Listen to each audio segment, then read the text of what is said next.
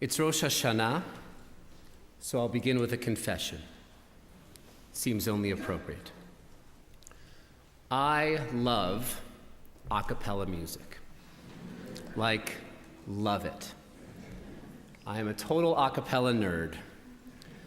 While my passion for music seems to be hardwired in the Strom DNA, my relationship with singing goes back only so far as high school. My torrid love affair with a cappella beginning only shortly thereafter.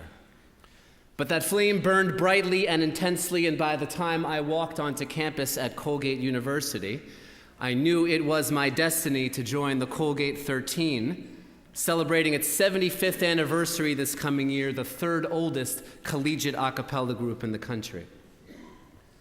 Singing with my brothers in song who span nearly as many decades as the group itself, I have experienced so many awe-inspiring, goosebump-inducing, and tear-provoking moments that I have no reservations describing them as holy, as sacred.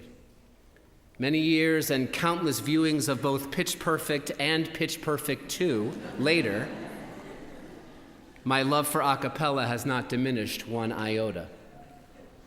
Truly, there is nothing like it. When the only instrument is your voice, you always have it with you, ready to go, so that the simple act of counting can launch you and those around you from complete silence into rich, beautiful harmony, an act of creation and order from chaos and nothingness. Everyone has his own part, sometimes in a section like my beloved baritones, sometimes on my own. But since it's impossible for any one person to do everything, no individual can do it all.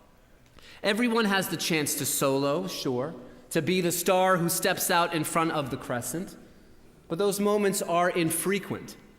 The real magic happens as a contributing member of the group. And no matter how incredible your solo might be, no matter how talented you are, it's not a song without the group behind you. Without each singer's voice, something is missing.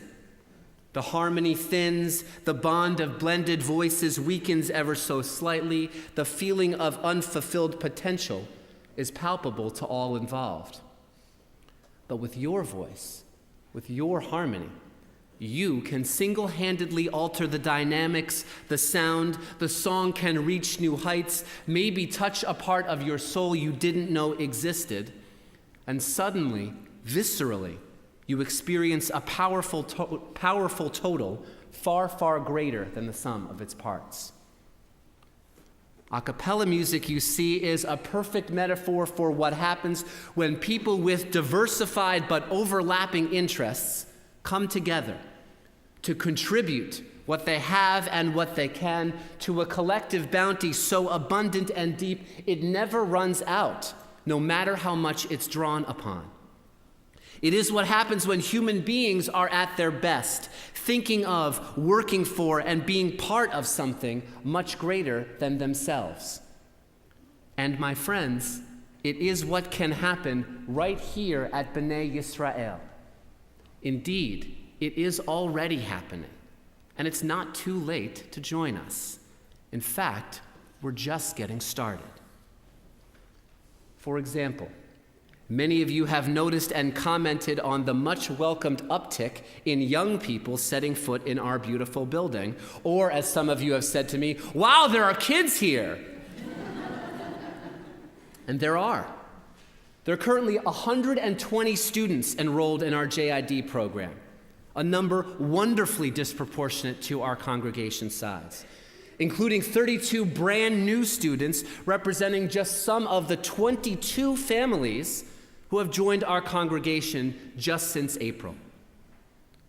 Beginning this past year, each grade level helps to lead an Erev Shabbat service throughout the year and is invited to stay for Shabbat dinner here in our social hall.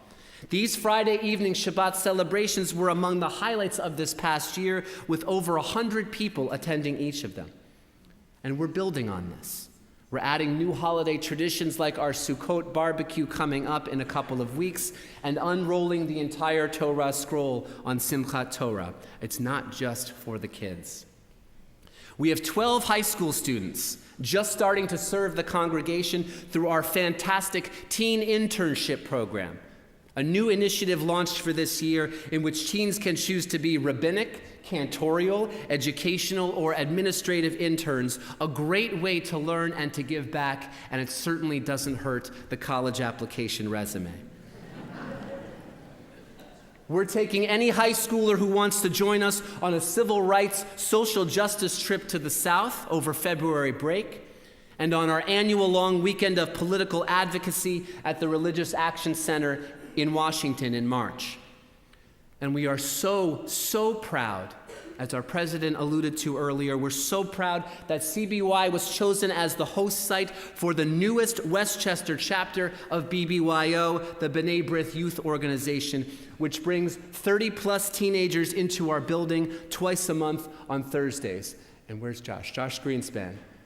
If you'd like to learn more about BBYO, about getting involved in just some of the many exciting youth movements that we are getting going here, Josh is a perfect person to speak to, as well as several others around the room.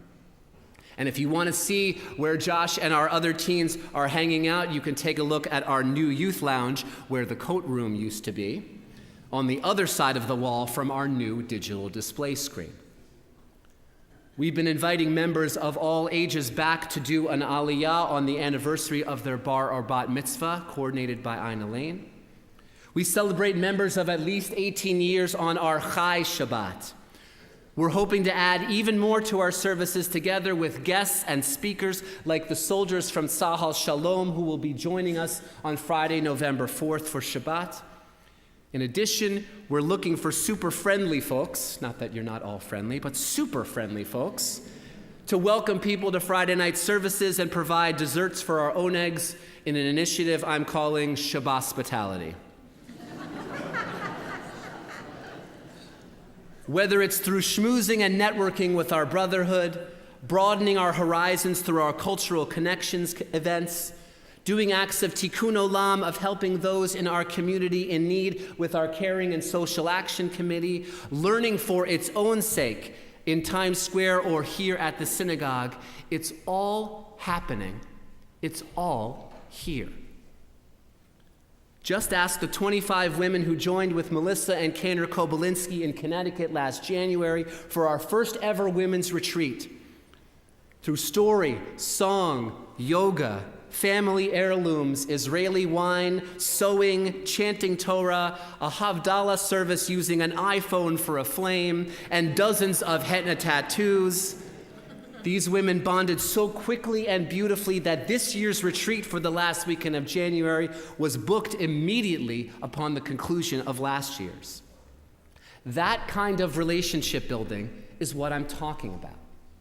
That is, in the end and in the beginning, what all of this is all about. You can take a look at the order of worship to see just some of what's coming up for us, including our Exit 3 food hall, 3 rabbis walk into a bar, and our Purim Cabaret and Cabernet event in March. And over February break of 2018, as some of you have seen in our lobby, for the first time in several years, we're going to Israel. And you don't want to miss that. So many wonderful things going on here at CBY. So many terrific opportunities to connect with each other, to deepen existing relationships and forge new ones, with ourselves, with each other, with the richness and depth of Jewish culture and tradition. And while it may seem like just a symbol, and I know we had fun with our rollout of it over the summer, I do invite you to take out the order of worship trifold and take a look with me at our new logo. I want to publicly thank one more time Aaron Quitkin, Brian Kaminer, our communications director Alicia Allison, and the entire committee for their tireless work in these efforts. And I want to share with you why our logo represents everything we're trying to do, everything we're working on and building together. You see the colors, natural in their feel, like the warmth of our building, nestled amongst the trees at the corner of 22, the splendor of God's canvas as the backdrop for all of our worship and community events in this space. You see how the Y is a tree, reminding us that even when, especially when, we diverge in our opinions, our beliefs, our methods, we are all deeply rooted in the same religious tradition and heritage. And in the center, a Magen David, a Jewish star, the leaves of different greens radiating outward in every direction, like the rays of the sun. And while I know, as I'm sure you do, that the technical term for what we've done here is negative space, it is in actuality anything but. You see, it says that everything we do here, everything we achieve together, ripples out from our own individual sense of Jewish identity. Whatever that may be, whatever that looks like, whatever colors you wish to fill in that star with in your mind, that star is each of you, each of us. And whatever your way in, whatever your point of access, whichever elements of our diverse tradition grab your attention and fire you up, whether it's study, social action, prayer, song, travel, or building up the bonds of community relationships, this is the place for you, your family, and your friends. This is the room, so to speak, where it happens. And you don't have to miss a moment of it. Your voice makes our melody rich and full and beautiful. Your voice makes all the difference. This is our moment, our golden opportunity to make this congregation a thriving hub of Jewish activity, a bustling center of diverse Jewish communal life. This is our chance to make our beautiful, oddly shaped, and well-lit synagogue a beacon of hope, light, and inspiration to the entirety of our community. You've hired a wonderful, dedicated, forward-thinking educator. You've been blessed to be served by a cantor not only gifted beyond description, but also one who cares so deeply for and has stood by all of you. And you've hired an okay rabbi. But I can't do it alone. The cantor can't do it alone. Melissa can't do it alone. It's got to be all of us. It simply has to be. Every single one of us participating, contributing, giving as much as we can in every way, both for this year and far beyond. That is the only way forward to a bright and sustainable future for CBY. Because if we don't step up, if we don't make sure our literal and figurative voices are heard and represented, if we don't stand up and be counted, if we wait for and expect someone else to do it for us, then I fear we will have missed our moment and squandered it for everyone. It reminds me of the classic Hasidic tale about the town rabbi whose son was getting married. The town's only rabbi, the rabbi's only son. This was to be a major celebration.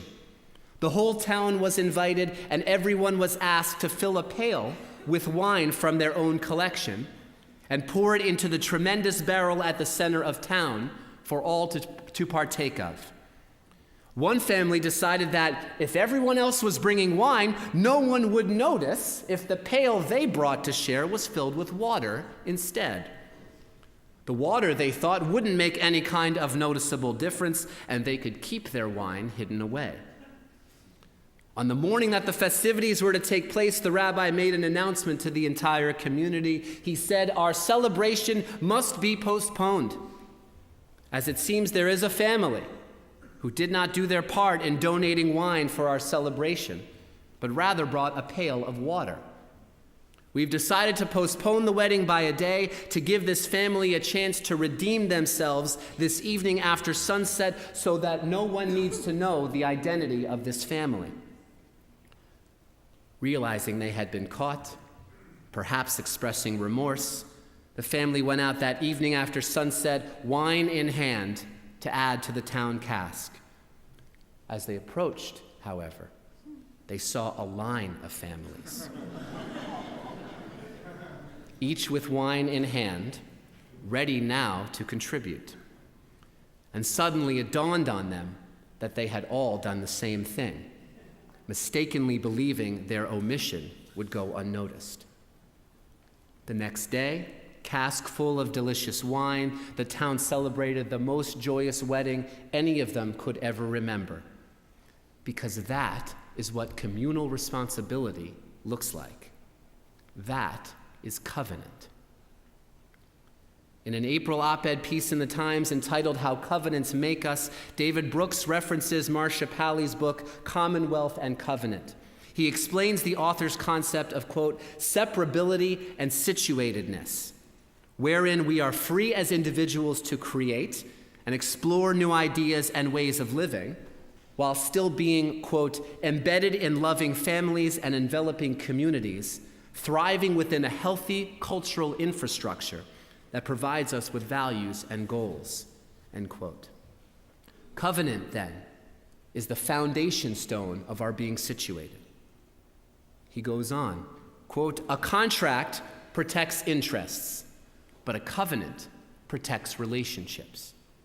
A covenant exists between people who understand they are part of one another. It involves a vow to serve the relationship that is sealed by love. Where you go, I will go. Where you stay, I will stay. Your people shall be my people.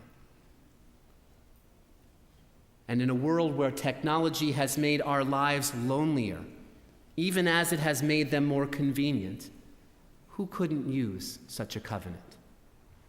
Who couldn't use more of a human connection, a loving, diverse, unique community that they can call their own, that feels like home? The Israelites and God were certainly onto something with their covenant, reestablished in the parashah for this past Shabbat, and which we'll read again on Yom Kippur, where everyone, from tribal heads to elders to officials, from the men to the women to the children, from woodchopper to water drawer, everyone is brought into this holy covenant. And when Moses stood before Pharaoh and made his most famous demand to let his people go, Pharaoh asked him, who will be the ones to go? Moses declares, we will all go, all of us, young and old, our sons and daughters, even our flocks and herds, all of us will go. At our gala last April, our past president and co-honoree Shelley Jacobs shared so eloquently that she is, quote, the best version of herself at CBY. I love that. I think I wrote it down on the spot and knew then and there it would make this sermon. That is what each of us, situated safely in our healthy cultural infrastructure, strives for. And it's what each of us can become if we choose to make it so, if we reach out and take each other's hands. On this Rosh Hashanah, we celebrate not only the turning of the new year, 5777, not just the birthday of the world. Today we celebrate the rebirth, the renaissance of Congregation B'nai Yisrael. Today we invite everyone in this room, everyone in this congregation, everyone in this community to enter into this amazing covenant, to be part of the greatest a cappella group the Jewish people has ever seen. And it only works if we're all in. So come, join us. Give of yourself in any and every way you can, and I'll bet you'll find that you too are the best version of yourself when you're here. So come be you, here, with us at CBY. Come be you. Amen.